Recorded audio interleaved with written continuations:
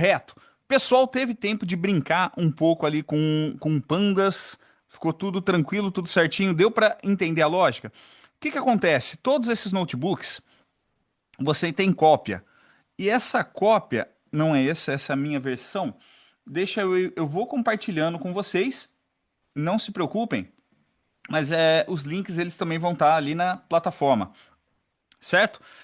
Então, o Google Colab, o ambiente que a gente programa, não tem que instalar nada na máquina, e eu mostrei para vocês como que o Colab ele serve para você documentar um projeto, né? Indo além simplesmente, porque as pessoas falam, o Colab não é desenvolvimento, não, ele faz parte do desenvolvimento. Você tem as pessoas que eu mais admiro dentro de engenharia, de machine learning, de engenharia de visão computacional, elas usam dentro do processo, elas rodam testes unitários, elas geram os scripts ali por dentro, elas usam mesmo na AWS, você usa o SDK da AWS, você consegue subir suas pipelines, então realmente não tem por que não usar o Jupyter Notebook. E aí me perguntaram também na aula passada, poxa, o Jupyter Notebook ou Colab? O Colab é essa implementação que a gente vê aqui nos servidores da Google, e eu digo para vocês, depende. Se é um projeto completo, onde você tem que documentar muita coisa, você vai criar um repositório específico, você vai ter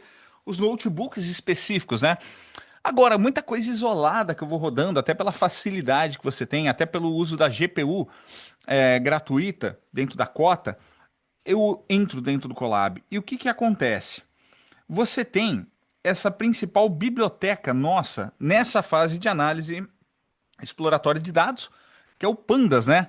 Então, o Pandas, ele, para que que ele serve? Basicamente é uma biblioteca, é a mais popular, mas ela permite você a fazer uma avaliação, desculpa, a carregar esses dados, sejam de JSON, sejam de CSV, sejam também de XLS, e como que a gente faz as transformações, a gente manipula, faz análises estatísticas básicas nele,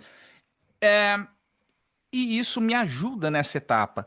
Ele é sensacional e outras pessoas vão trazer, e o Pandas AI e outra ferramenta, o Polar, tá tudo bem, mas o Pandas ele é basilar, na minha opinião, né? Porque você tem ele no centro de várias dessas aplicações que acabam derivando, ou pelo menos elas são inspiradas. E qual que é um ponto legal? Ele é construído em cima do NumPy. E o NumPy é uma biblioteca que permite a gente executar muitas operações de maneira vetorizada, em termos de facilidade. Por quê? Boa parte dos plots que a gente vai fazer, esses plots eles usam, né, o Matplotlib. E o Matplotlib, ele está integrado ao Pandas. Você consegue fazer a chamada ali dentro. E vamos ver como que funciona. O que que acontece?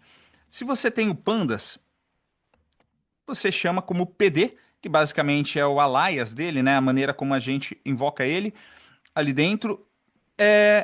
E se eu colocar aqui o PD e for acessar, você tem acesso aos diversos métodos.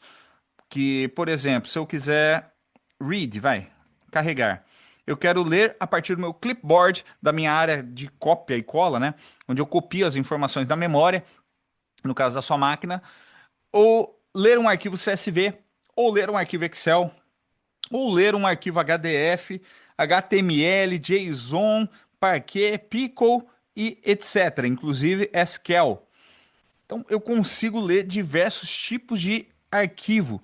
E qual que é a grande vantagem, eu digo intuitiva, que o próprio Pandas tem? Vamos dar um exemplo aqui. Eu peguei um arquivo que eu deixo salvo porque é mais fácil, né? Nessas aulas, o que importa é a gente ir por etapas. E a primeira é carregar um arquivo. Então, esse arquivo está disponível nesse endereço.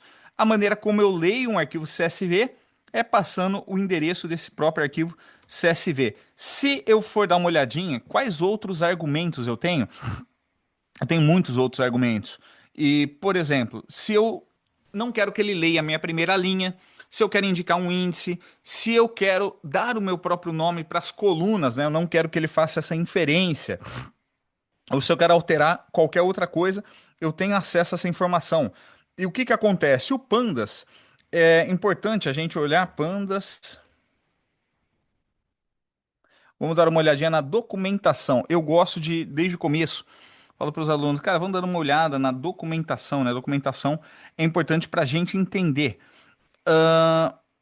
Ok, a última versão dele é a versão 3.0, estável. E o que que é a documentação? É uma coisa que não importa o seu nível, mas você tem que se acostumar a ler.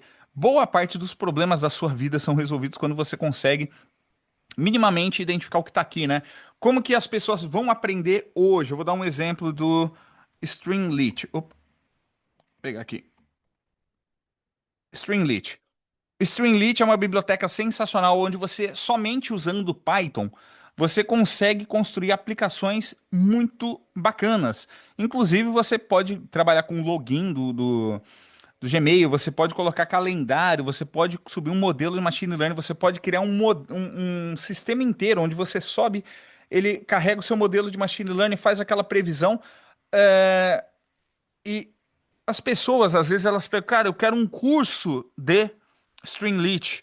E eu falo, pra que você quer um curso de Streamlit? Se você aprende uma documentação, não que todas as bibliotecas, ou todos os frameworks, vão ter uma documentação boa, mas que nem você tem um Get Started aqui que é sensacional. E o Get Started, por si só, boa parte dos cursos que são vendidos de Streamlit, eles pegam o exemplo da documentação. Cursos que usam Django, vendem de Django, eles pegam o exemplo da documentação. Se você aprende a ler a documentação, você faz primeiro o curso e depois você vai na API Reference, a referência da API para você entender tudo que é chamado. Ah, mas eu estou em tempos que eu uso o ChatGPT para programar, uso o Claude, uso o Grok. Ah, tá, eles não têm essa capacidade que você tem de entender pelo menos o que existe para saber pedir da maneira correta. Se você pedir uma aplicação multipages em Streamlit, não vai te dar um código otimizado, vai dar tudo no arquivão. Ou ele às vezes está atualizado para ele tá a base de dados dele está usando uma base mais antiga. Agora, quando você minimamente passou pela documentação, fez o exemplo, você também sabe quais os componentes. Então, saber ler uma documentação é importante. E eu trouxe um exemplo distante, né, no caso do Streamlit, porque é para onde você, teoricamente, deve ir para toda linguagem, para toda coisa nova que você está lidando. E o Pandas é a primeira e a biblioteca dele é legal. Então, vamos ver. O que que acontece? O Python a gente vai falar orientação a objeto, esse termo. Eu tenho um curso de Python ali na plataforma e vocês têm esse curso liberado. Então eu não consigo parar muito tempo nessas especificidades da linguagem de programação. Mas se você não viu o curso ainda, não tem problema. Você vai seguindo e absorvendo. A gente repete muitas vezes as mesmas etapas, é o mesmo passo a passo. E não tem problema nenhum com isso. Ah, não sei nada de Python. Fica aqui, e vai acompanhando. Você vai pegar o que você precisa saber da programação. Mas quando eu carrego um arquivo, basicamente, ele me retorna uma estrutura de dados, que se eu for dar uma olhadinha no tipo dele aqui, vai ser um tipo series aqui. Data frame, que é composto de várias series, várias séries. Então, o tipo de objeto do Python que é carregado aqui, é um data frame. Tá. E um data frame, ele tem o próprio, os dados, o índice, colunas, e eu consigo acessar esses atributos, por exemplo, aqui. Será que eu consigo acessar diretamente? df.columns, dessa maneira. Ó, eu acesso essas informações, eu consigo acessar quais são as colunas que foram carregadas. E se você for dar uma olhadinha, é que ele vai baixar ou será que ele vai abrir? Ó? Isso daqui é um arquivo CSV. Se você for lá no seu Excel, pegar esse link e abrir CSV e falar para ele, olha, o meu separador que eu não entendo até hoje porque o Excel ele não reconhece sozinho vírgula ou ponto e vírgula, ele carrega sempre do jeito errado, mas eu falo para ele que os meus campos são separados por vírgula. E o que que ele vai fazer? Ele vai carregar nesse tipo de visualização. Se eu for dar uma olhadinha, deixa eu colocar, eu pulei aqui, né? Se eu for dar uma olhada no tipo, ok, a gente já viu que é data frame. Agora, se eu chamar a minha própria variável, aonde eu armazenei temporariamente na memória, para não falar salvar, eu armazenei no endereço da minha memória essa estrutura de dados com esses ponteiros aqui para cada uma dessas informações. Isso daqui, para mim, parece um Excel, certo? Então parece um Excel, eu consigo transformar isso daqui no Colab dentro de uma estrutura iterativa. Então eu consigo trabalhar essa estrutura iterativa. E olha que interessante, eu já vejo que tem 248 linhas, 7 colunas, sendo que a primeira linha ele inferiu para mim ali em cima, que era esses nomes, né? Então a primeira linha ele entende que eram os nomes das colunas, a não ser que eu diga para ele que não. E o que que é o ponto legal? Muitas das coisas que você faz no Excel de análise, porque vamos ser sinceros, né? Todo mundo usa Excel para análise de dados, para calcular média, no trabalho, não importa o tamanho da sua empresa, se é grande, se é pequena, startup. Cara, todo mundo usa Excel para tudo. E tem coisas que são. Eu via no meu trabalho assim, cara, de plotar um gráfico de média ou de alguma outra coisa e que demoraria, né, para você plotar um histograma. E às vezes o fato de você rapidamente carregar esses dados dentro de uma estrutura data frame já te dão acesso a elas de maneira isolada. Por exemplo, se eu quero selecionar essa primeira coluna que está aqui, date, coluna do tipo date, se eu não tenho nenhum espaço no nome, ou seja, eu não tenho white space, eu posso colocar o acesso à coluna dessa maneira. df.date. Então, isso funciona para qualquer uma delas, certo? O que mais que eu consigo? Eu também consigo acessar essa coluna. Aí é uma fórmula mais geral e que eu posso passar caracteres especiais aqui dentro. Eu posso passar o white space, mas eu abro o colchete e, entre aspas, eu passo o nome da coluna. Ele faz exatamente a mesma coisa. E aí é interessante porque cada coluna tem um tipo, assim como é ideal. Tudo bem, no Excel, alguém pode ir lá e alterar um tipo específico de uma única célula daquela coluna para ela ser diferente do restante da coluna. Tá.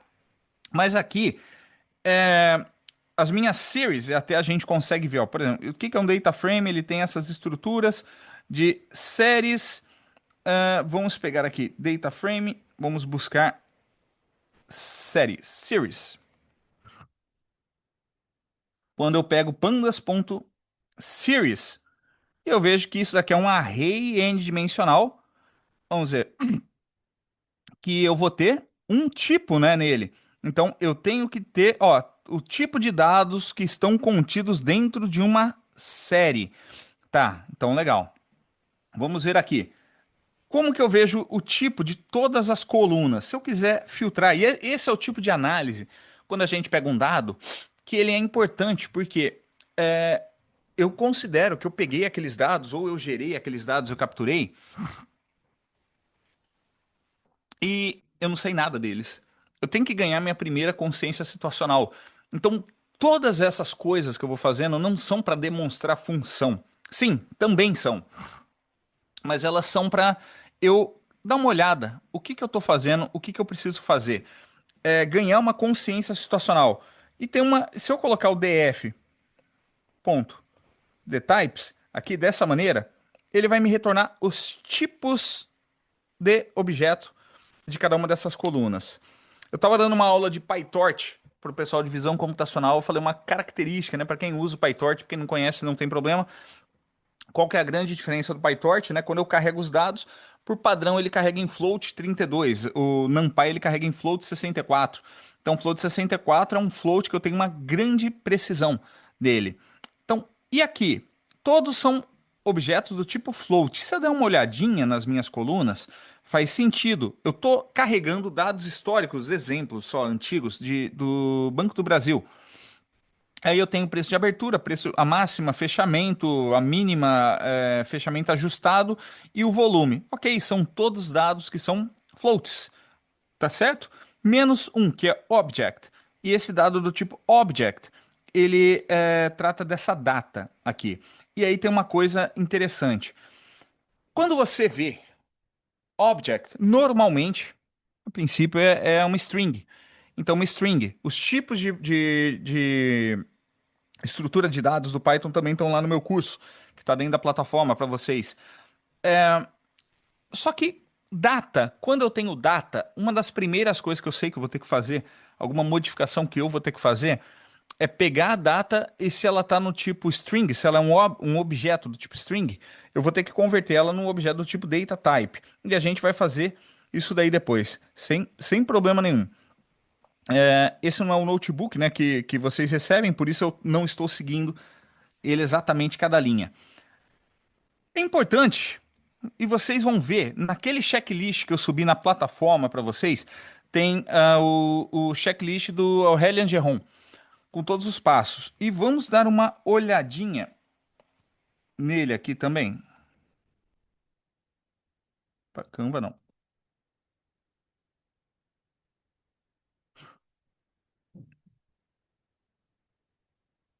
Pegar aqui, ó. Checklist de Machine Learning. Tá, legal. Esse é um checklist sensacional para todo projeto que você vai fazer no começo. Então ali tem o que você vai fazer, mas vamos ver a parte específica, né, de peguei os dados. O que que eu vou fazer com esses dados? Vou começar a explorar. Olha, eu vou estudar cada atributo e as suas características. E isso envolve o nome daquela coluna, o tipo, né, eu identificar se é texto, se é categórico, se não é, a quantidade de valores ausentes, o ruído que eu tenho, se eu tenho outlier ou não, o tipo de distribuição e etc e tal. E o que a gente está fazendo aqui, ele vai cobrindo aos poucos, né, esse checklist. Então, ok, eu consigo ver o tamanho do meu data frame com o ponto shape. Então, o ponto shape ele retorna linhas e ele retorna colunas, certo?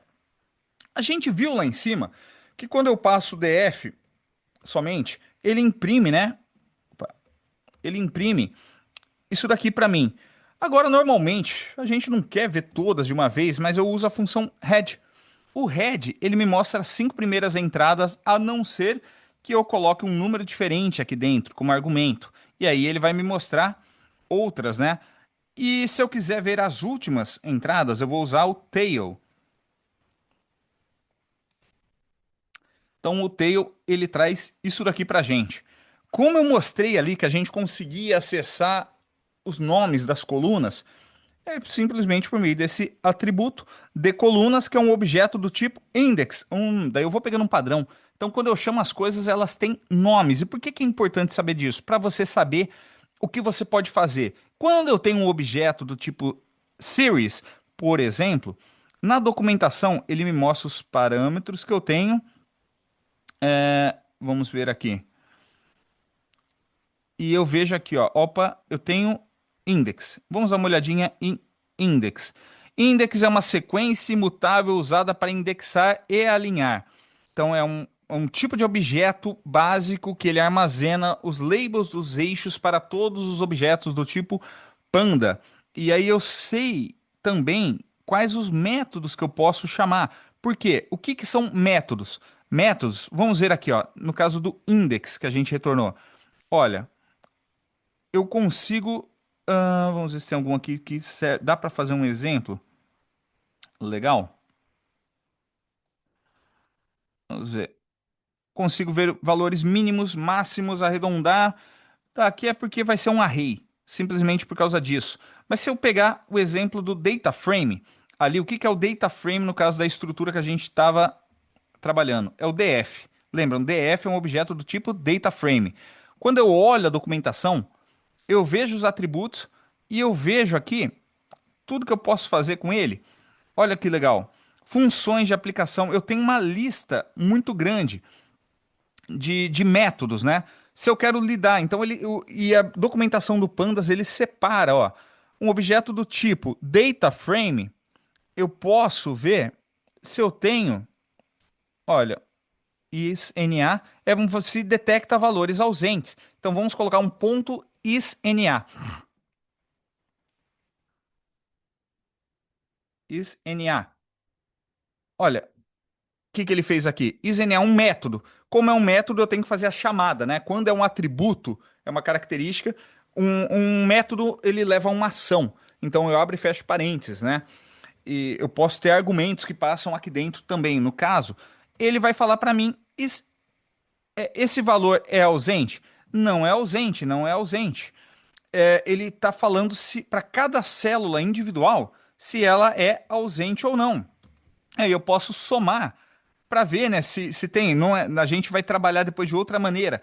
Mas percebam, eu tenho acesso à documentação e tendo acesso à documentação, eu consigo saber o que que eu posso fazer. Se a gente só usa vibe coding e você chama, não, o importante é você pode pedir esses códigos sempre para o LLM, mas você tem que saber pelo menos no mínimo o que que você pode pedir, né? Essa é a questão. Tá, legal. Que mais? Eu posso, como a gente já viu, ver o tipo de variável, e a gente viu lá em cima, falando the types. The types, ele me mostra os tipos. Agora, eu consigo também. Deixa eu só ver se está fora da ordem. The types. Eu consigo fazer mais coisas, eu consigo pegar informações. Eu estou fazendo fora da sequência, pessoal, aqui, porque o notebook de vocês é organizado, que às vezes, para não perder a dinâmica, eu vou colocando uma linha abaixo da outra, tá?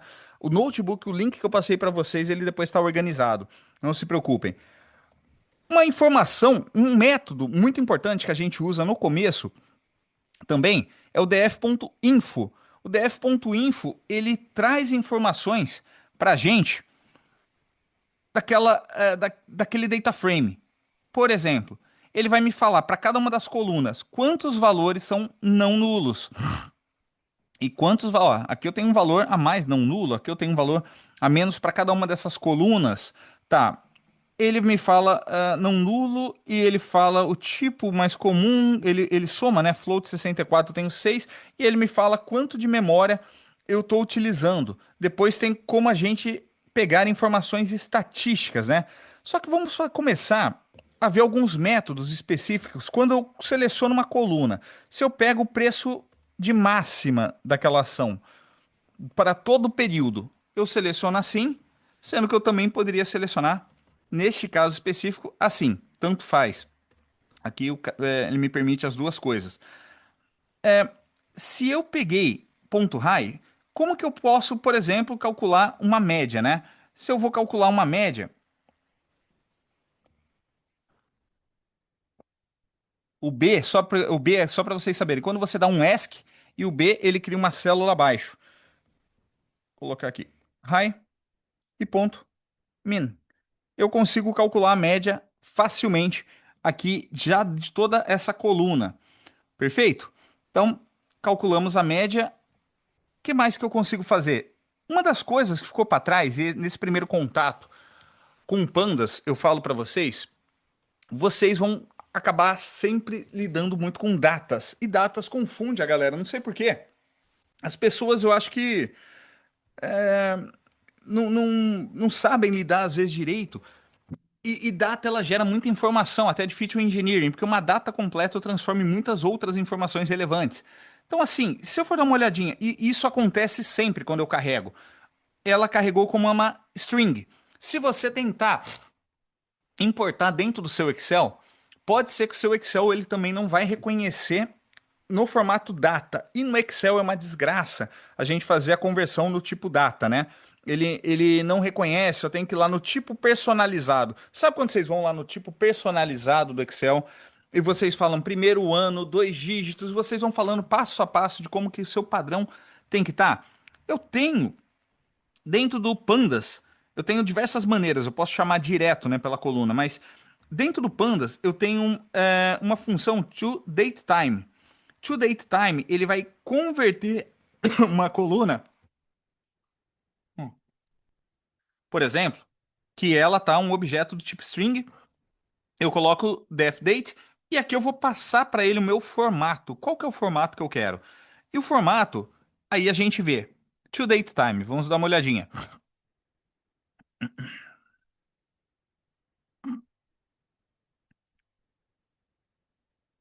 Eu acesso aqui. E eu vou ver, opa, legal, essa é a função que eu tenho. Ele recebe como argumento um monte de tipo. E aqui, ó, vamos ver onde está o formato. Olha que legal. No formato, ele me leva para um link. E esse link, cadê? Ele me traz uma lista falando o que que eu tenho que fazer. Por exemplo, eu tenho porcentagem Y minúsculo, ele vai trazer o ano com 2 dígitos. Porcentagem em Y maiúsculo, ele traz o ano completo com 4 dígitos. formato de hora 24 horas, formato de horas 12 horas. Então eu tenho uma tabela onde ele já me mostra tudo isso. E eu vou informar para ele qual que é o padrão, o formato que está as minhas datas. Então aqui eu quero falar para ele que, opa, tá ano 4 dígitos. Então, porcentagem 4. Aí eu tenho um hífen. E daí o que mais que eu tenho? Se eu for dar uma olhadinha lá na documentação, vai ser porcentagem M. E depois porcentagem D. Quando eu faço isso, olha que interessante. Mas aí, vamos ver aqui df.dtypes. Ele ainda não reconheceu, né? Simplesmente porque ele não é uma operação do tipo in place. Então aqui eu vou ter que falar para ele, ó, tudo bem. Meu df.date, eu seleciono a coluna e eu faço a coluna, a conversão da coluna. Aí quando eu for olhar de novo, que legal, ele vai mostrar para mim dtypes. Então, isso é muito legal, porque agora, quando eu vou dar uma olhadinha no tipo date, eu consigo fazer operações específicas de datas. Por exemplo, se eu colocar o ponto .dt, que eu estou acessando o ano, olha, eu consigo separar o ano. Então, se eu quiser, por exemplo, uma coluna nova, que eu vou chamar de year, na minha coluna, no meu data frame, eu apenas vou informar ela. E agora, ó, olha que legal. Eu gerei uma coluna nova. E aí você tem funções que vão falar é final de semana? Sim ou não? Você tem bibliotecas auxiliares que vão falar é feriado? Daí você pega o calendário de feriados do Brasil, você pega o calendário de feriados dos Estados Unidos, aonde você estiver. Por quê? Quando você vai analisar dados, inclusive depois chegando, pensando em machine learning, vai, você não pode esperar que o seu modelo ele capture todas essas nuances. O papel, até a diferença, né, do machine learning tradicional para o deep learning é que no machine learning tradicional o cientista de dados ele vai trabalhar muito ainda como um engenheiro naquelas features. Engenheiro nas features significa, poxa, quais features eu posso dar para o meu modelo? Aí eu penso, eu tenho um projeto de abrigo de adoção de cachorro. Nesse abrigo, eu tento ver a melhor data possível do meu ano para fazer uma campanha, e essa campanha é de adoção. E eu tenho dados históricos dos últimos 10 anos de adoção de cachorro. Ah, eu acho que uma feature interessante é saber se é feriado. E eu posso, inclusive, pensar em criar uma feature, poxa, é véspera de feriado? É 2 dias antes do feriado? Para ver, eu parto de uma hipótese e eu vou colocando no meu modelo algumas dessas ideias para ver se o meu modelo ele consegue usar essas informações relevantes e depois a gente reavalia. Então eu posso criar colunas novas, isso que é bem legal, certo? O que mais? Eu consigo extrair da mesma maneira o dia. Então vocês vão vendo, ó, eu consigo extrair o dia e aí a gente vai gerando muitas outras coisas. Como eu coloquei aqui no resuminho, olha quantas possibilidades. E muitas vezes o seu usuário ele vai ser muito criativo, né, no preenchimento daqueles dados ali, na maneira como ele colocou no formulário. E você vai ter que ter um tratamento muito maior de limpeza. Mas, pessoal, nesse primeiro notebook, tá tranquilo? Alguma dúvida? Podem perguntar.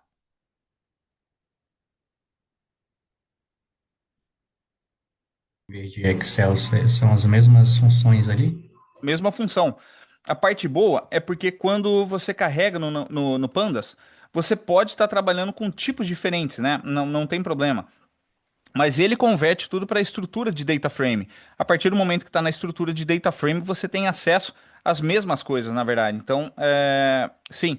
E o Pandas é legal porque, como ele está em cima do NumPy, estar em cima do NumPy te facilita. Você tem acesso a coisas que são comuns, né? E você sempre está usando, você sabe o que você tem que usar. Só que nem sempre eu vou baixar um arquivo e usar aquele arquivo. O que que eu vou fazer? Vamos importar o Pandas. Às vezes eu não vou importar aquele dado, mas eu vou gerar de alguma maneira, e é muito comum. Eu posso gerar um dado sintético, eu posso gerar um esquema, eu posso.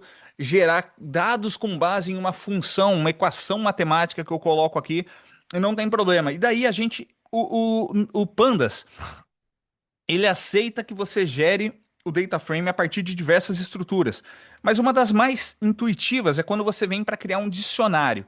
O dicionário no Python, ele basicamente é, ele tem uma chave e ele tem um item, né? Então vou colocar um nome, vai, Carlos Nanda e Rubble, da Patrulha Canina. Nada a ver. Eu vou criar aqui idade. Sou péssimo de exemplos, viu, pessoal? Não riu. Aqui eu vou criar 40 anos, 36 e Rubble 4. É, cidade.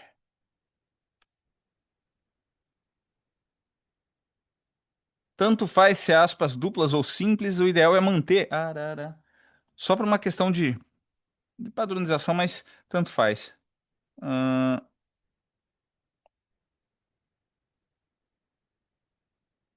cidade da Aventura. Não, Bahia da Aventura, né? Cidade da Aventura.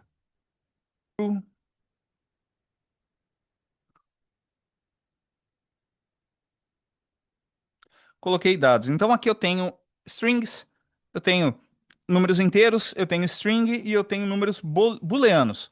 Tá, quando eu vou criar um data frame, o que que acontece? Eu posso pegar aqui pd.dataframe e a gente viu na documentação que ele aceita, né, todos esses tipos, ó, que sejam iterativos ou listas, etc e tal. E eu passo aqui o nome do meu dicionário. Só que daí eu vou atribuir. Ele é uma variável, né? Para ele ficar salvo na nossa memória, salvo temporariamente. Daí a gente. Opa! Array está faltando dado em algum. Aqui eu coloquei um a mais. Pronto. Se a gente for dar uma olhadinha, então, ó, tá aí. Criamos uma estrutura de data frame. E eu consigo, por exemplo, alterar o índice. Se eu for dar uma olhada no que é o nosso DF, ponto, index. Ó, o index ele colocou um objeto, né, iterativo aqui que começa no zero, para no 3 e tem o step de um. Ou seja, o 3 nunca é inclusive. Eu posso alterar. Se eu quiser criar um ID de usuário, né, que é muito comum, user, que vai ser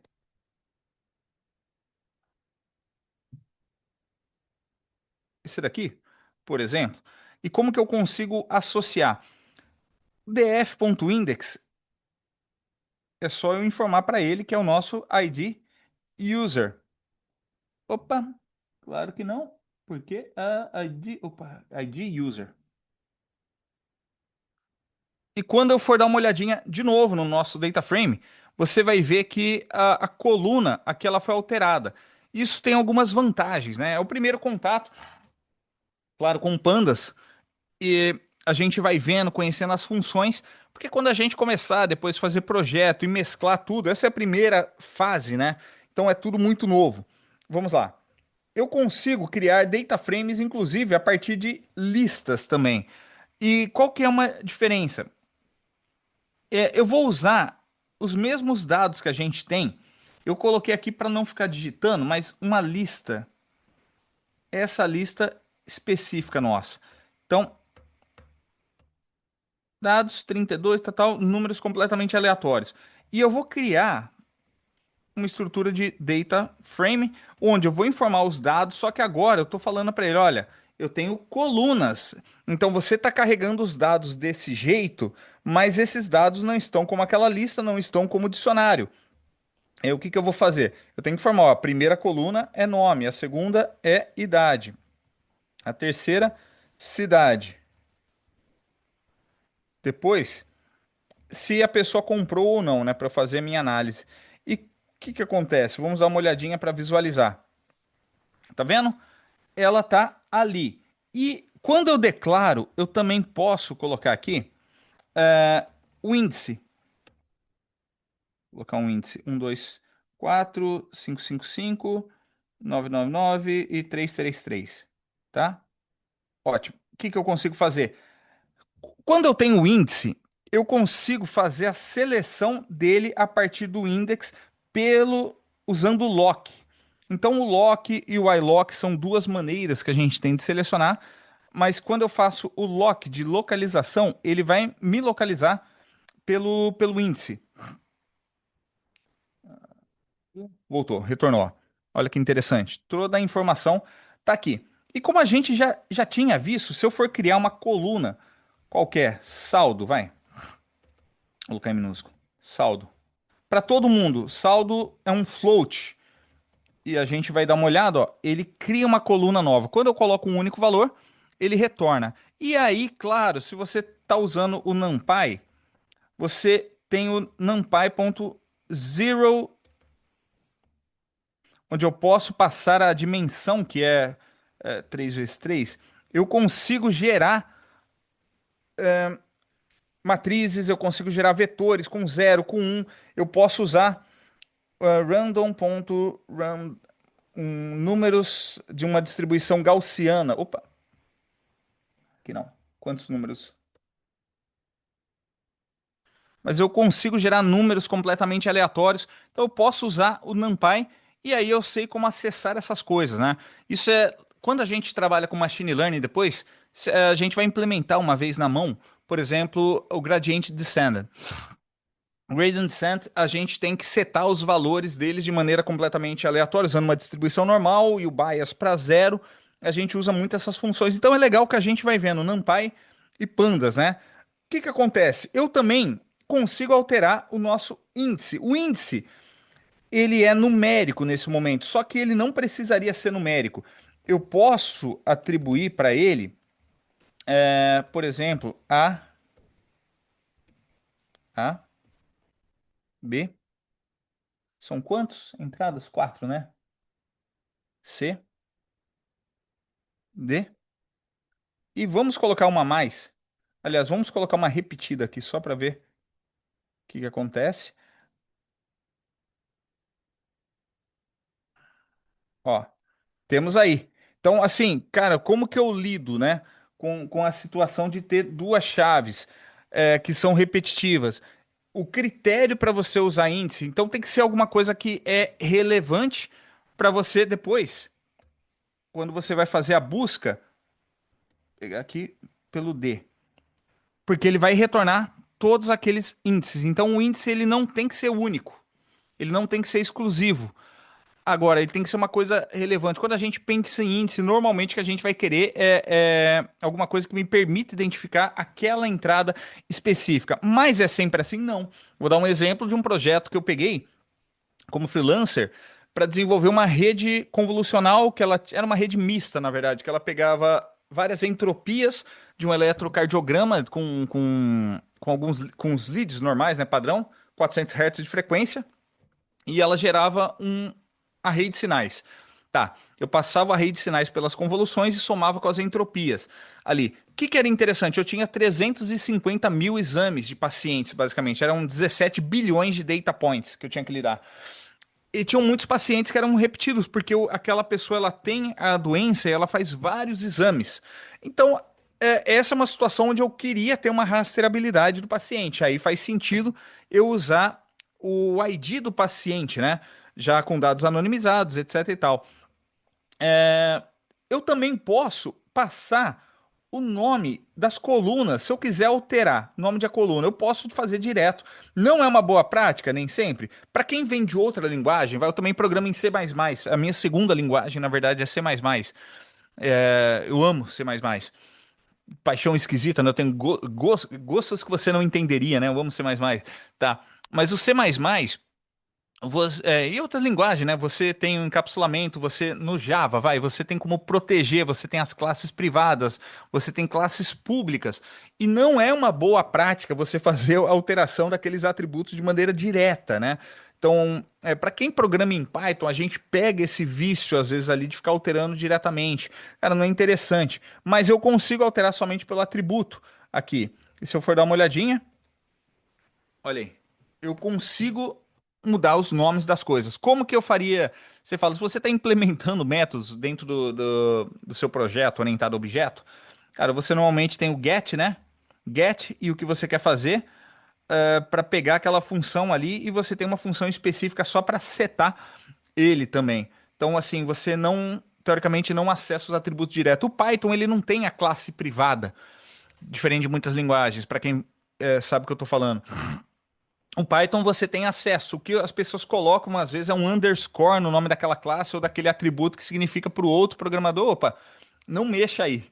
Tente não mexer aí porque, poxa, não é desejável que você mexa. Tá, legal. Dúvidas aqui, pessoal? Deixa eu passar, que eu vou passando só para eu não esquecer, mas vai estar na plataforma, não esqueçam. Peraí. Aqui. Tá aqui o link da outra. Vamos ali para mais um exemplo também do nosso notebook. Agora para pegamos, né, algumas manipulações básicas, informações estatísticas com pandas, tá? Não adianta nada eu não usar algumas coisas que são built-in. Vamos pegar aqui um conjunto de dados de um projeto que eu não sei como que anda hoje em dia lá em Brasília, que é o do Bike Plus, que você colocava bicicleta. Quem é de Brasília? Eu morei lá na 110 Sul, em Brasília, mas eu saí de Brasília foi no comecinho de 2020, né? Então, não lembro, mas tinha um projeto Plus Bike que distribuía bicicletas em alguns pontos estratégicos. E a base de dados dele é bem legal, por exemplo, né? Então eu acabei salvando dentro do meu Dropbox mesmo, porque eu acho sensacional para explicar esse tipo de coisa. O que que acontece? Se a gente for dar uma olhadinha, o que que eu tenho? Eu tenho o gênero do usuário, eu tenho a data de nascimento, onde que é a residência dele, qual que é a data que ele pegou a bicicleta, que horas ele começou, que horas ele terminou, qual que é a estação que ele começou, a estação que ele terminou, o tempo de duração da pedalada dele e se ele atrasou. Cara, legal. Muitos dados que dá para eu começar a pensar. Dentro do nosso checklist, ele vai falar de informações estatísticas, né? Informações estatísticas, percebam, esse é um notebook totalmente didático, mas que ele traz tudo que a gente precisa saber. É sempre amarrado? No começo é bom ser um pouco mais amarrado para a gente desenvolver a capacidade própria, né? Mas uma das coisas que eu quero saber olhando meus dados é rapidamente como que é a distribuição estatística deles. E aí eu tenho um método que se chama describe, que ele vai me descrever para as variáveis, no caso aqui, se eu não falar nada, ele me traz somente as variáveis numéricas. Aí você vai estranhar, poxa, eu tinha tantas colunas aqui. Sim, mas aqui eu vou ter um objeto de numérico que vai estar carregado como string. Aqui eu tenho um string também. O que ele me trouxe? Olha, vamos ver aqui. Tempo de duração da pedalada, ride duration. Eu tenho 214.148 entradas, onde a média do tempo de duração do aluguel da minha bicicleta foi de 29 minutos. O meu desvio padrão foi 58 minutos. Cara, bastante coisa. Aí você pensa, poxa, tem gente que aluga para pedalar até a esquina e tem gente que vai praticamente ali para Pirinópolis, sei lá. Tem um desvio padrão muito grande. Então, a dispersão dos meus dados, e vocês, quando aprenderem estatística ali com o professor Rodrigues, vão entender. Aí eu vejo, o mínimo que alguém aluga é 3 minutos. 25% dos meus dados, das minhas amostras, mostram que as pessoas alugam por 8 minutos a bicicleta. A minha mediana, que não é a média é mean. 50% é o nosso percentil de 50, que significa mediana. Vai mostrar 14,20. 75% das minhas pessoas que alugam vão demorar 33 minutos. Aí eu já tenho um dado que me chama a atenção. E a gente começa a desenvolver a mentalidade, cara, analítica. Ou ver, poxa, não faz sentido 999, né? A pessoa, sei lá, isso daí são erros de lançamento, erros do sistema ou outliers que puxam a média. E a média nem foi absurdamente tão puxada. Mas você vê que eu tenho valores muito discrepantes. E quando eu olho essa ride late, eu vejo que o menor valor possível é zero e o maior valor possível é um. Ou seja, uma variável binária. é interessante, porque quando a gente vê o tipo aqui, peraí,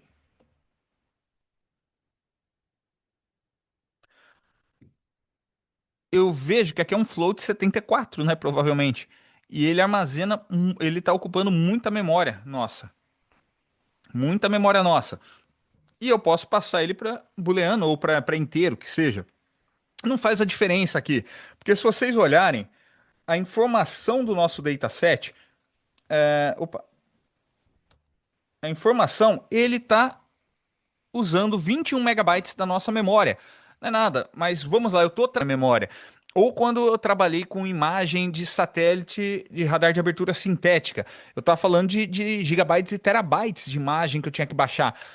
Aí eu não lido da mesma maneira. Quando eu tenho esse volume de dados é, tão grande, eu tenho que pensar em outras estratégias. Aqui não vai fazer tanta diferença, mas um outro caso, cara, num dataset gigante como esse, faria diferença. E o principal é eu entender agora o que eu tô vendo, né? Nem que vocês não usem, é claro, é um exemplo didático, sim, é uma matéria introdutória. Daqui até o final do curso, daqui a 15 meses, vocês veem, poxa, onde a gente estava, onde a gente chegou. É uma caminhada com bases bem definidas, né? Mas a mentalidade é o que tem que ser desenvolvida.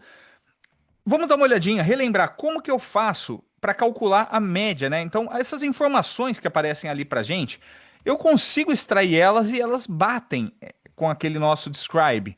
Então, ó, o min nosso 29,91 e ela tá ali.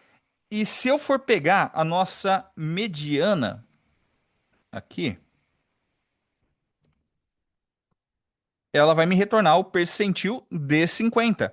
Então é a mesma informação. A partir daí, nada demais. Aí a gente vai ver outra informação extremamente relevante para eu conseguir entender quais são os meus dados. Vai. Primeira coisa que eu acho importante colocar, eu esqueci aqui. Vamos calcular a diferença de média e mediano. O professor Rodrigues, no momento oportuno, vai falar. Mas se eu tenho, vamos transformar isso daqui em uma series, esses valores.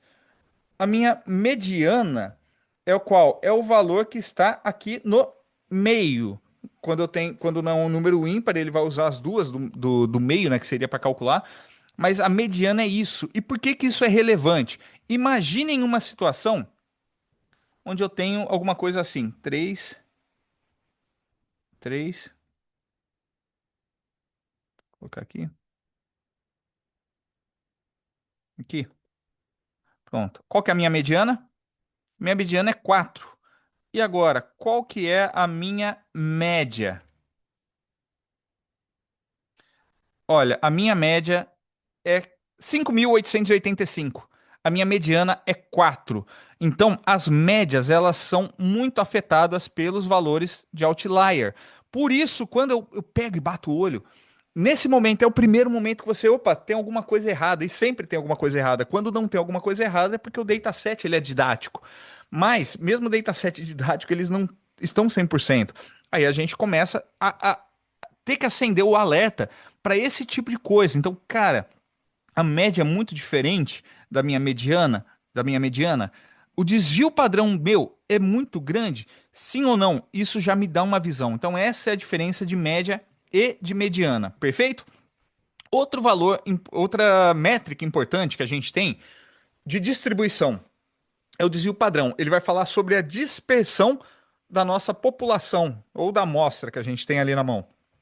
Percebam, aqui eu plotei alguns dados e eles têm a mesma média. A média é 100. Só que neste vermelho, o meu desvio padrão é 10 e no azul, o meu desvio padrão ele é 50. Cara, o que que acontece? Eu tenho uma imagem de tiro. Imaginem tiro, né? Você pega. Quando eu falo que a pessoa ela tem uma precisão ou ela tem uma acurácia. Vamos comparar esses quatro cenários. Uma distribuição onde eu tenho exato e preciso. Exato, todos os tiros foram próximos ali no meio do meu alvo. E todos eles estão bem agrupados. Agora, então, essa é a distribuição que eu tenho. Olha, aqui, cara, eu não acertei nada no alvo. Eu fui exato, por quê? Quando eu vejo, a minha média está mostrando o centro do alvo. mas eu não tive precisão nenhuma, porque eu não acertei nenhum tiro no meio. Na média, eu fui na média, no meio. Agora, não fui preciso. Agora, quando eu agrupo os meus tiros todos no canto ali, né? Eu fui preciso, mas eu não fui exato. E aqui o último exemplo, ó, eu não fui nem preciso e nem exato. Então o gráfico ele conta muita coisa pra gente. E eu consigo ver, inclusive, a disposição onde é o mesmo valor que eu não tenho informação nenhuma relevante.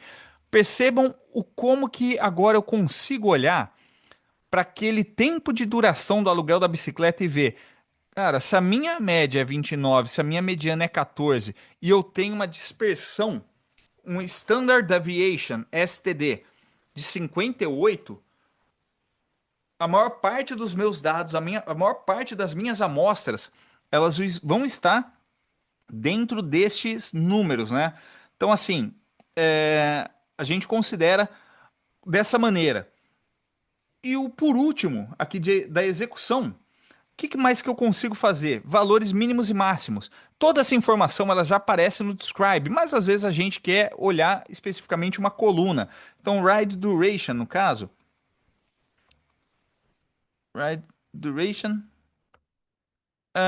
Eu posso usar o Max aqui. Eu consigo ver o valor total. Eu consigo ver o mínimo. E que eu falei da facilidade de você estar usando, né, o Pandas para ver as coisas. É que aqui você pode, por exemplo, quando se trata de visualização, olhar o histograma. E o histograma a gente já percebe. Opa, duração, percebam como que tem mais valores. E aí, a gente tem os nossos bins. Vamos colocar 30 bins. Vamos colocar mais bins só para ter uma noção. Olha aqui como que a maior parte dos valores, eles estão reunidos aqui no comecinho, né? Eu tenho um skewed muito para cá. Vou colocar 1000, só para estourar a memória. Ó, a parte dos valores, do tempo, na sua maioria, não chega a 200. E você pode fazer uma análise mais aprofundada. Então, esses são os insights que a gente vai. Basicamente, é o número das barras verticais que eu tenho, né? Quando eu coloco 10 barras, eu basicamente estou diminuindo a quantidade de informações que eu estou concentrando. Porque um histograma, ele é um gráfico que ele acumula, por exemplo. Tudo que for, se eu colocar dois bins, eu tenho, ó, tudo que ficou entre 0 e 400 e 0 e 500 minutos de duração ficam aqui. O restante fica aqui, é que não dá pra gente ver. Mas vamos colocar 20. Então ele vai trabalhando por faixa. É como se eu fosse fazer uma pesquisa de faixa etária. Eu pergunto a idade das pessoas e depois eu coloco de 0 a 10 anos, de 10 a 20 anos. Então, bins são essas faixas que eu vou definindo. Deixa eu compartilhar aqui com vocês já este link. Então, deixa eu pegar o próximo, que tinha bastante material já para vocês treinarem.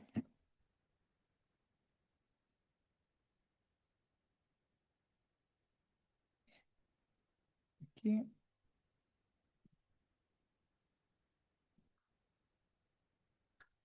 E aqui a gente tem um gráfico agora mais focado em visualização. Tem um módulo específico de visualização, porque visualização não é simplesmente você plotar gráfico. Eu acho bastante importante a questão do data storytelling, né? Você saber contar a história com dados ali tudo porque os dados eles convencem, eles são uma maneira de você apresentar os resultados.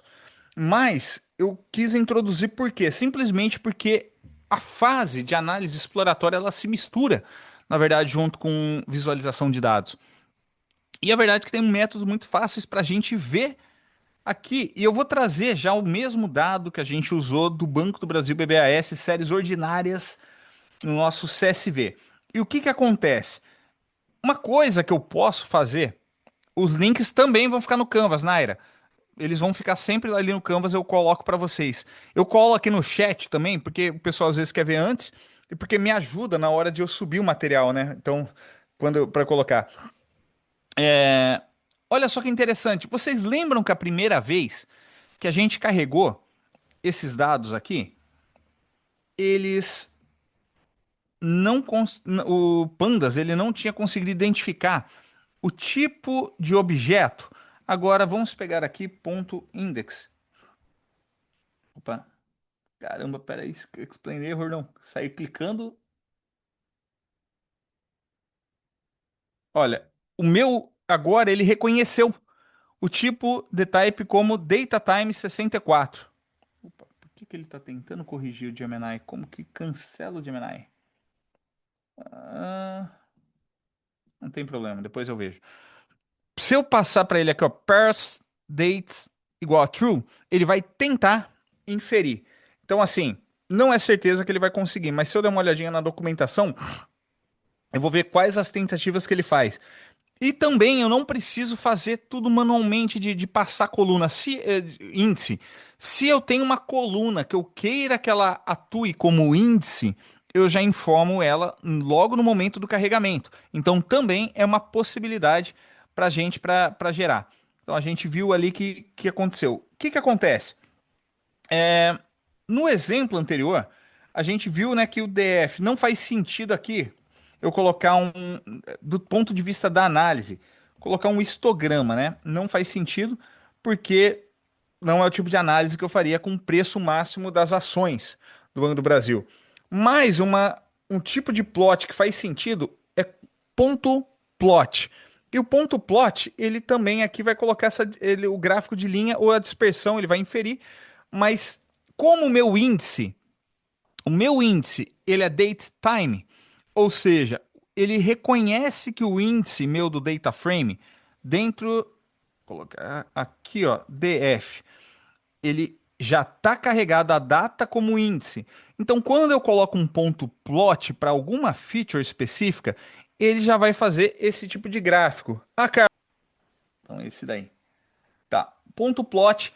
Então, ele já traz essa informação para a gente e é mais direto, né? Então, aquele tipo de análise rápida funciona. Então, o que eu falei, só para deixar aqui executado, é uma cópia. Esse daqui não é cópia, eu tenho que tomar cuidado para não alterar o original.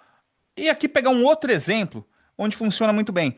Um dos tipos de análise visual que a gente vai fazer, muito, muito mesmo, porque se a gente der uma olhadinha no checklist, o Aurélien Geron, ele fala, né, pra gente, ver o tipo de distribuição, ok, mas ver as correlações entre os atributos. E visualmente, eu posso tentar entender se tem alguma relação, alguma correlação entre os atributos. E a gente vai pegar um dataset bem legal para isso. Dataset de consumo de cerveja em relação ao grau de precipitação que a gente tem da chuva, né?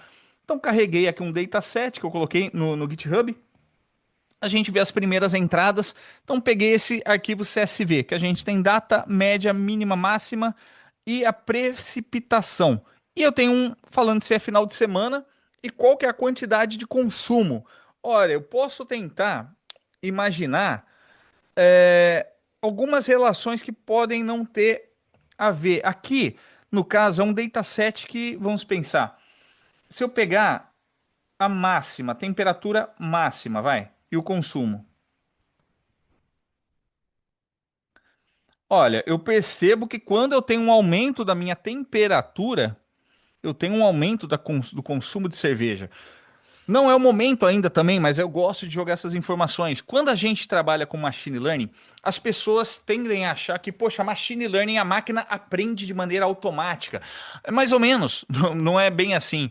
Tem situações onde, se eu vou definir um modelo de machine learning, eu tenho que partir de alguns pressupostos em relação à distribuição dos meus dados. Se eu vou construir de um modelo linear, eu tenho que partir da ideia, da premissa de que meus dados eles têm algum tipo de relação linear que pode ser aprendida por esse modelo. Se eu não tenho, tem vários critérios, mas esse é um dos critérios. Sem complicar agora. Agora, tem situações onde eu não consigo saber se existe alguma relação linear, ou não consigo imaginar algum tipo de relação entre os meus dados. Este é um exemplo típico de quando eu vou para um modelo de deep learning, se eu tiver dados suficientes.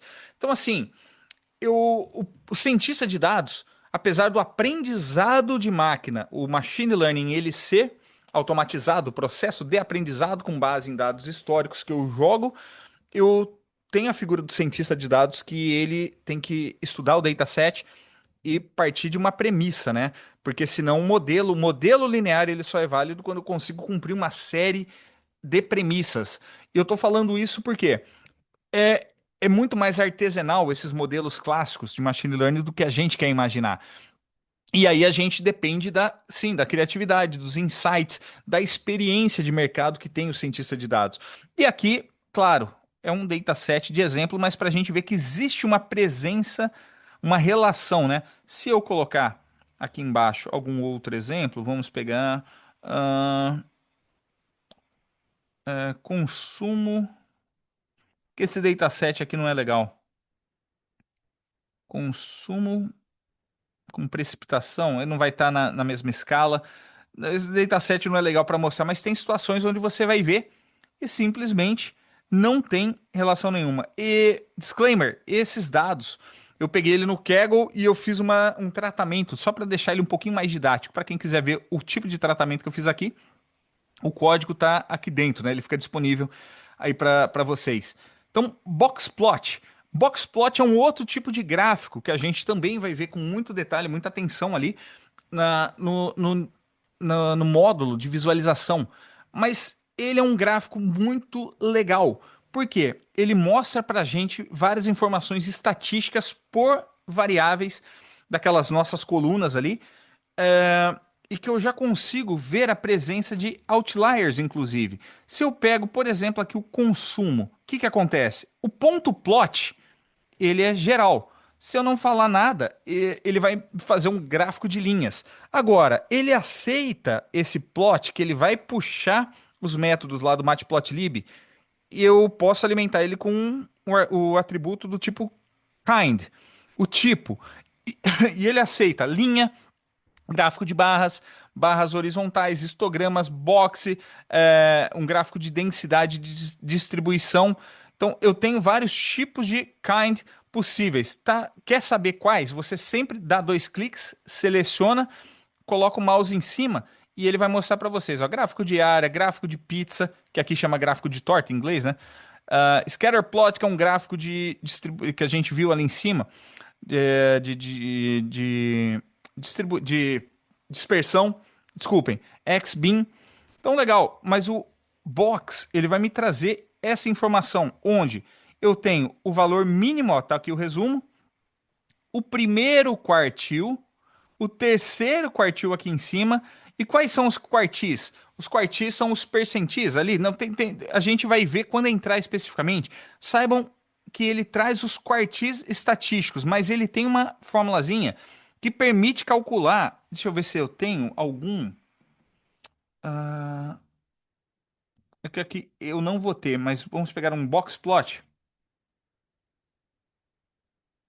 com outlier para vocês verem. Ó, quando eu posso plotar todas as minhas variáveis simultaneamente com o box plot. E aí fica fácil para eu ver aonde está a minha mediana e para ver os gráficos que eles vão ser assinalados como outliers. Então, isso daqui que eu tenho que me atentar e tomar cuidado. Não porque eu não deva ter outliers no meu dataset, mas eu tenho que entender por que, que eles estão ali. Se eles são, assim como dados ausentes. A gente vai falar sobre isso, acho que é na próxima aula, sobre valores ausentes. Eu tenho que entender por que, que aqueles dados estão faltando no meu dataset. Tipo, um livro que eu acho que eu já passei para vocês várias vezes, mas eu gosto de falar sempre de novo. Cara, esse livro aqui, ele não é de código. Designing Machine Learning Systems. E ele tem, especificamente para quem quiser ler, é o capítulo 2. Deixa eu ver se é o 2. É o capítulo 2 e 3. O capítulo 2 e 3 deste livro, eles tratam exatamente desse ponto que a gente está vendo agora, só que ele traz um conhecimento muito interessante para entrevista técnica e uma capacidade de raciocínio diferente. Vamos lá. Não é, a gente não está vendo ainda valores ausentes, mas aproveitando o gancho do conhecimento, imaginem que quando você vai puxar um dataset, e já está aqui, eu já puxo porque esse é o último do nosso conjunto. Imaginem que quando eu começo valores, eu tenho valores ausentes no meu dataset. Eu primeiro sim tenho que entender porque esses valores estão ausentes, mas e preencher eles, ou preencher ou excluir, se eu tiver um modelo de machine learning que vai vir na sequência. Porque os modelos de machine learning ou deep learning, eles não aceitam dados ausentes. Eles não foram feitos para isso, então eu tenho que eliminá-los de alguma maneira ou outra. E aí eu posso preencher com os valores mais frequentes, no caso de uma variável categórica, a gente vai falar dos tipos de variáveis depois, ou preencher com a média ou com a mediana. Mas o principal, e esse livro traz muitos insights nesse sentido, é entender. Vamos lá. Se eu olho um dataset, e a gente vai falar agora porque foi a última linha a gente rodou ali no último notebook. Isso foi. Então aqui, se eu pego agora então lidar com valores ausentes, o que que acontece? Eu tenho que solucionar. Ou eu vou apagar, remover a linha, ou remover a coluna, ou preencher. E para preencher, normalmente preencher, se eu não tenho, assim, eliminar uma linha, eu estou eliminando informações relevantes às vezes. Se eu tenho muitos dados que não vão fazer diferença e eu tenho poucos valores ausentes, ok. Agora, normalmente não é o caso, né? E eliminar a coluna, eu estou jogando uma coluna inteira de features, não faz sentido nenhum. Normalmente a gente, eu digo normalmente, depende de cada situação, eu tomo cuidado de falar isso. Mas normalmente você vai querer preencher com valores. E aí você tem que saber. Se você vai no automático, você não vai entender o que você vai ter que fazer. Agora imagina que você pega um questionário, um survey que passaram e você repara que 40% dos valores, 40 é muito, 30%, 20% dos valores ausentes. Cara, é muita coisa. E você, vou preencher com a média ou com a mediana das idades. E você vê que é a idade. E você vai dessa maneira, pum, direto. Se você prestar um pouco mais atenção, aí você vai tentar entender o seu dataset. E você vai ver que, poxa, 90% dos casos de valores ausentes dizem respeito à mulher. E você pode, eu falo pode, porque não é certeza, mas você parte de uma hipótese, que mulheres não se sentem confortáveis em responder a idade. A gente tem exemplos da eleição do Trump, por exemplo, onde nenhuma pesquisa mostrava, porque as pessoas elas não se sentiam confortáveis de responder. Aí, claro, é outra metodologia, mas percebam, né, como que valores ausentes eles escondem informações relevantes. Aí eu posso tentar identificar um padrão e ver, só está faltando de um grupo específico que eu consigo identificar no meu dataset. Este entra no lado do cientista de dados entendendo a história que aqueles dados estão contando. Então, assim, quem puder baixar esse livro de alguma maneira ou comprar esse livro, vejam o capítulo 2 e 3 porque tem tudo a ver com essa disciplina e mais. Lendo esse livro, você está se preparando para a entrevista, que tudo que eu li aqui é tudo que pedem entrevista, né, para cientista de dados em qualquer empresa. Vamos pegar aqui o nosso conjunto de dados, de novo, o nosso conjunto de aluguel de bicicleta, para ver um pouco, então, o que são os valores ausentes. Tá. O que acontece? A gente chegou a usar os ISNA. Vamos só pegar aqui o tipo de informação. Ó, perceba que quando eu coloco o def, o info, eu tenho quantas entradas? 287.322 entradas. Ok. Mas eu tenho. Não é o mesmo número de valores não nulos. Se não tem o mesmo número de valores não nulos que aqui ele indica de quantidade de linhas, significa que eu tenho valores ausentes, né? E aí a gente pega o df.isNull dessa maneira. O que que acontece? Ele está fazendo somente mostrando para a gente. E aquilo que eu mostrei, ele está falando, esse valor é ausente Sim ou não? Aí quando eu vou somar no meu dataset inteiro, o que que acontece? Ele vai. Sim, Vitor, tem sim. Já falo para você. Daí o que que acontece? Se a gente pega e olha quantos valores ausentes, o que que vocês acham em relação a essa quantidade? O que que deve ser feito especificamente? Aonde tem maior discrepância? Qual a porcentagem maior? Então, todo mundo concorda que aqui às vezes pode ser mais interessante para a gente lidar com cada situação e ver a porcentagem. Lembra o nosso shape? Eu coloquei df.shape. Ele retorna as dimensões. Se eu pegar a primeira delas, é a quantidade de linhas. Então, df.shape 0. Se eu pegar esses valores e dividir pela quantidade de linhas. Espera aí que está carregando. Está um pouco lento, mas aqui ele me retorna a porcentagem. E aí você vai ver residência de usuário. Provavelmente cadastro que não pede a localização obrigatoriamente. Ou a pessoa usou uma conta em rede social e que a permissão não estava autorizando o compartilhamento da onde a pessoa mora, ou essa informação estava em branco por qualquer motivo. Então, isso daqui talvez também possa ser um problema de bug, onde, cara, as pessoas que estão faltando, na maior parte das vezes, são pessoas que não moram aqui no Distrito Federal, ou, enfim, alguma coisa a gente pode ver. Por que que esse número é tão alto, né?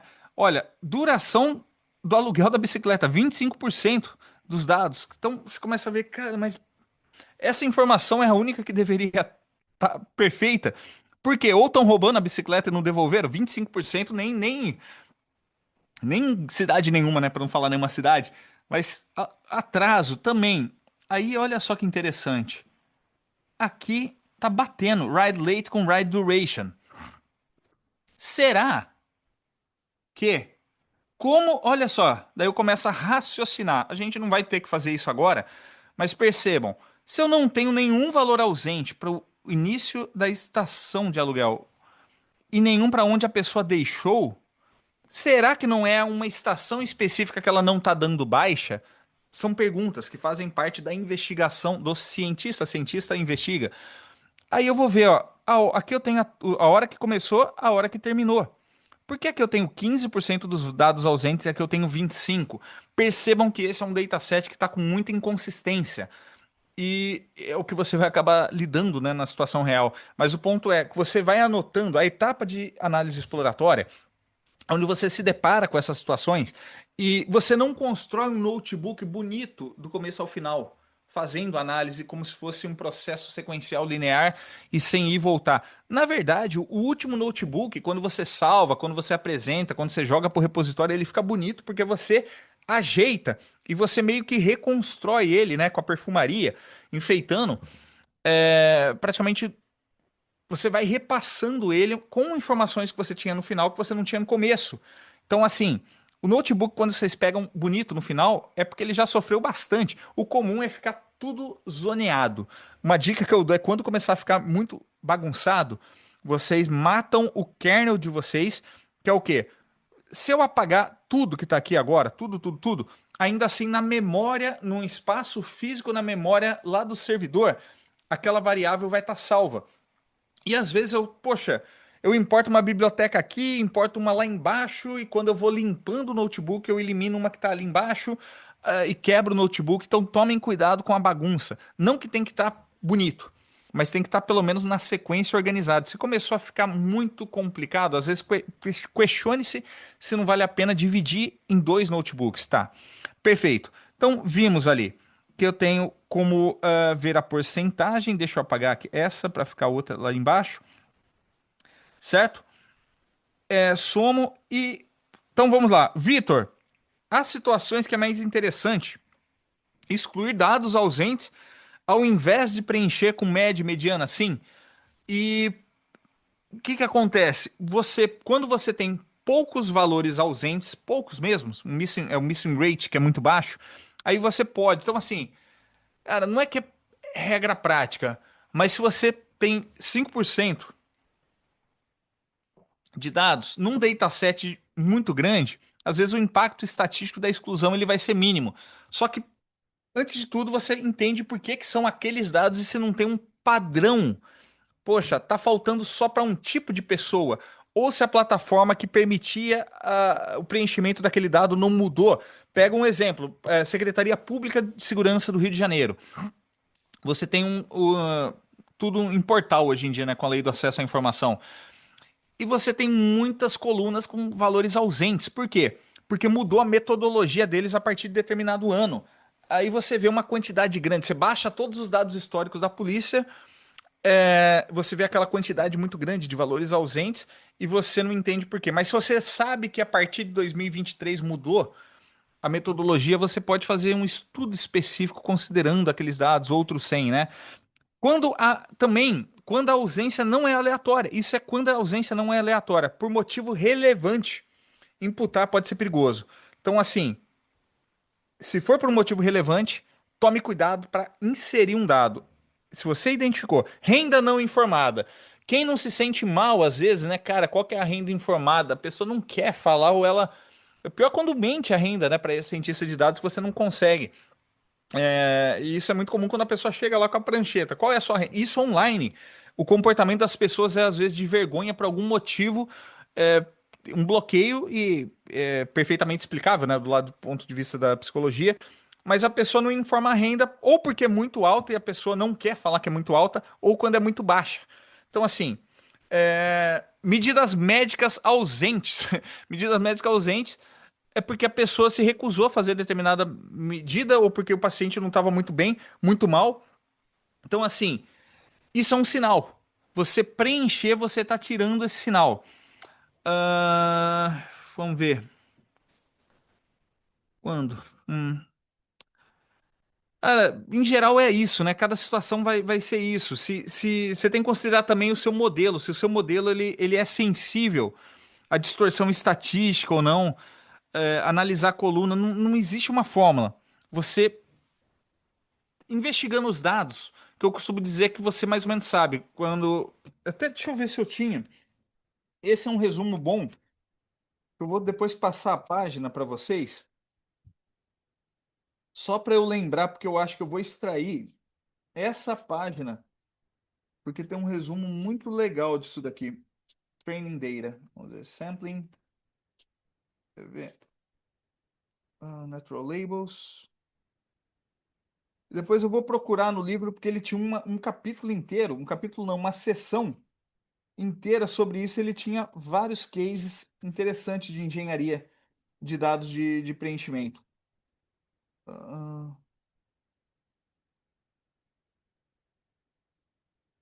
mas eu vou lembrar, vou deixar o livro aqui em cima. Professor, Oi! tem um case que eu vi num livro referente a não completar os dados faltantes, né, sobre na Segunda Guerra, parece, que eles analisavam onde que as balas pegavam nos aviões e eles notavam que no motor não tinha, né, porque o avião não voltava, o avião caía, no caso. Então é um dado faltante, no caso, né, não ter no Aqui, ó. motor. A gente colocou, cara, esse case para vocês, ó. Deixa eu pegar até aqui, ó, já para pegar uma referência legal. Survivorship Bias. É muito legal, é um exercício, quem puder, porque eu sei que nem todo mundo pôde participar, às vezes ao vivo, na hora ali, mas eu trouxe aqui, ó. Então, Survival Bias. Why success stories mislead and how better decisions are made. E ele fala sobre esse exato viés, sobre esse case. Então, não só isso, eu acho que tinha alguma outra coisa que eu passei na aula também, se alguém puder lembrar. Mas é isso aí, cara. São. Deixa eu ver. Não lembro onde tá, mas eu acho que eu mencionei durante a aula, talvez eu não tenha compartilhado. Vale a pena ler isso daí, porque é um exemplo, na verdade, de como que a gente usa informação, onde eu tenho que reforçar mais, aonde tomo mais tiro, só que, cara, não faz sentido pensar onde que eu tenho que reforçar mais, né? No escudo, um guerreiro também, onde que ele tomou mais facada, vou reforçar mais o escudo e não a armadura.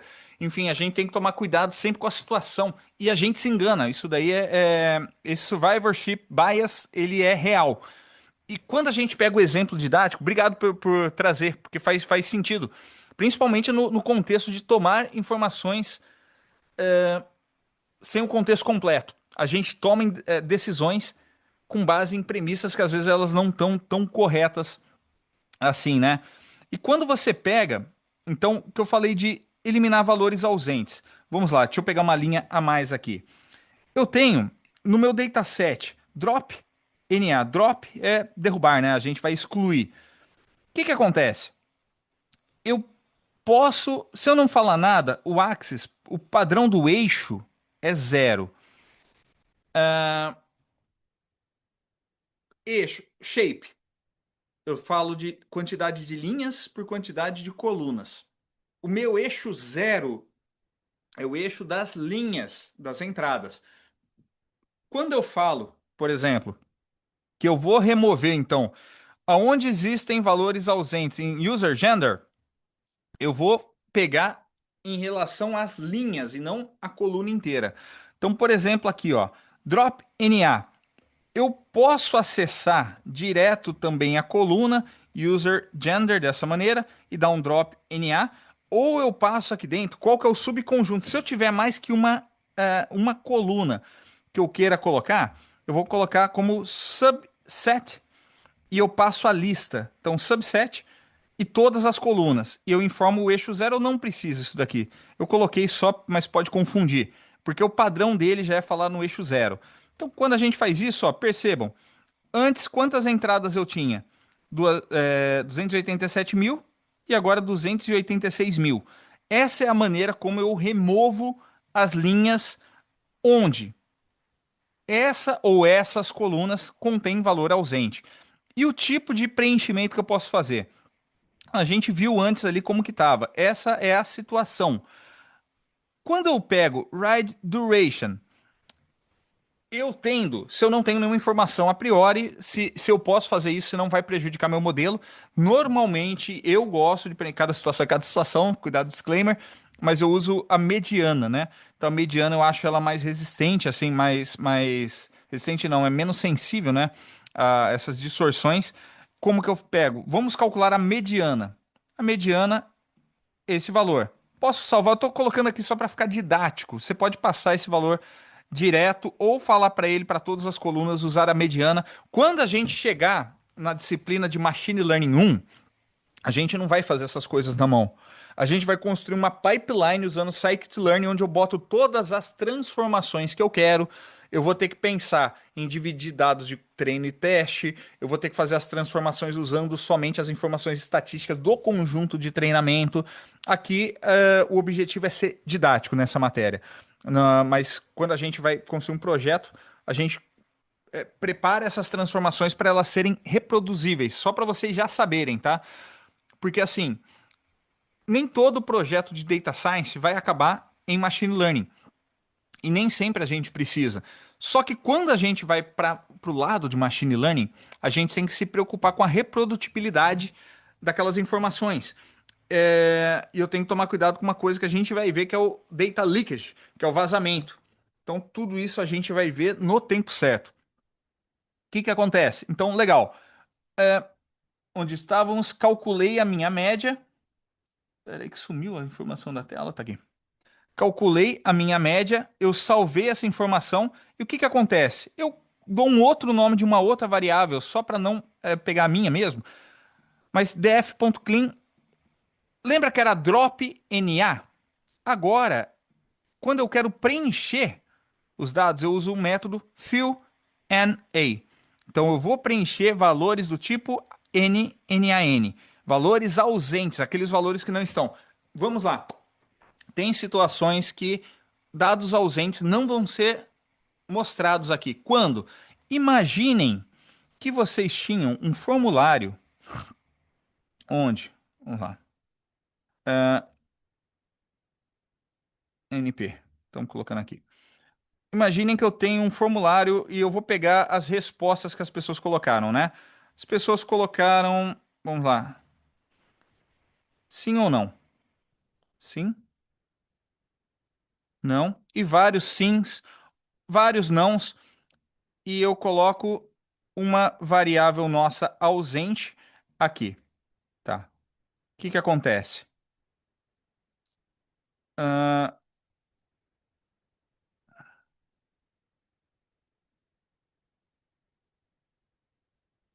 tem aqui.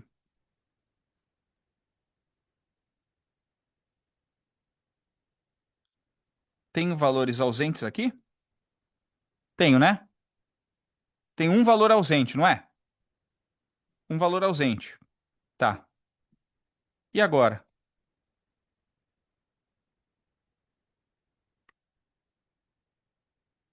Um valor ausente. Isso daqui, a pessoa clicou no campo, às vezes deixou um espaço vazio ou ela indicou que ia preencher esse campo. Às vezes ela colocou um tracinho. Às vezes ela escreveu NA. Isso daqui poderia ser um valor ausente. Mas como que eu vou saber? A gente vai saber depois, tem como ver os valores únicos. Tem datasets que talvez você não vai descobrir esse tipo de coisa. Mas quando é resposta de formulário, tem algumas análises que a gente vai fazer. Qual que é o ponto que eu quero chamar a atenção aqui de vocês agora? Saibam da onde os dados estão chegando. Às vezes é uma planilha de Excel aberta. Às vezes é um campo aberto onde deveria ser um drop down, um menu drop down lá no front-end. E isso daqui é um valor às vezes ausente que foi inserido depois pelas pessoas converterem, enfim, não sei. Mas a história que os dados contam, eu tenho que olhar para eles, né? Então não é automático.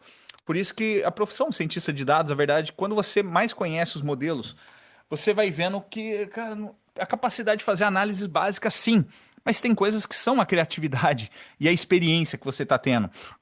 Nossa profissão está bem tranquilo. Eu realmente acredito nisso por muito tempo ainda.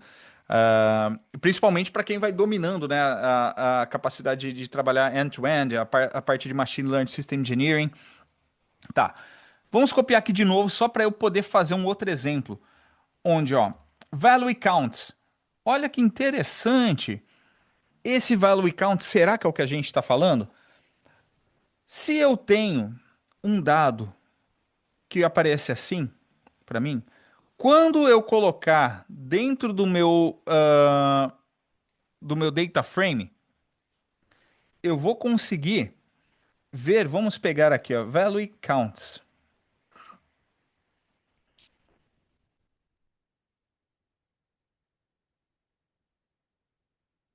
Olha aí. Como que no value counts algumas coisas começam a ser mostradas? Percebam.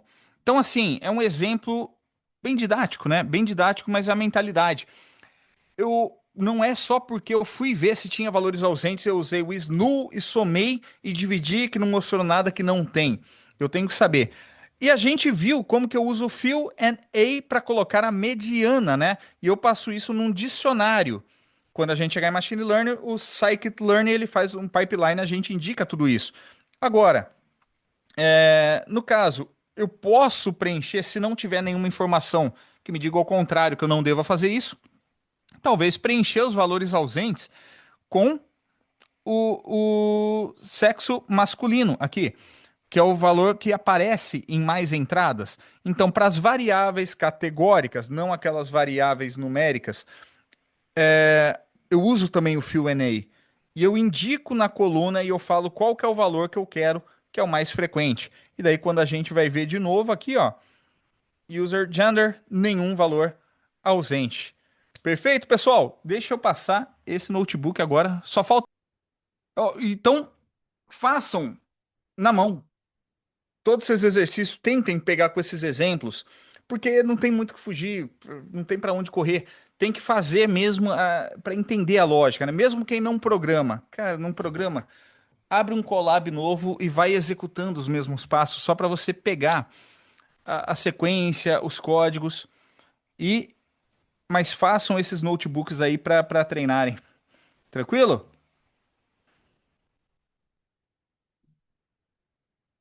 Deixa eu ver aqui. Na aula que vem, temos uma lista de exercícios. Estou vendo aqui análise exploratória, pandas profiling, visualização de dados nos esportes. Tem um projetinho legal. Projetinho rápido só para gente pegar o jeito. Maravilha, pessoal. Obrigado pela presença de todos vocês aí, viu? Bom começo de semana. Fiquem com Deus e até a semana que vem.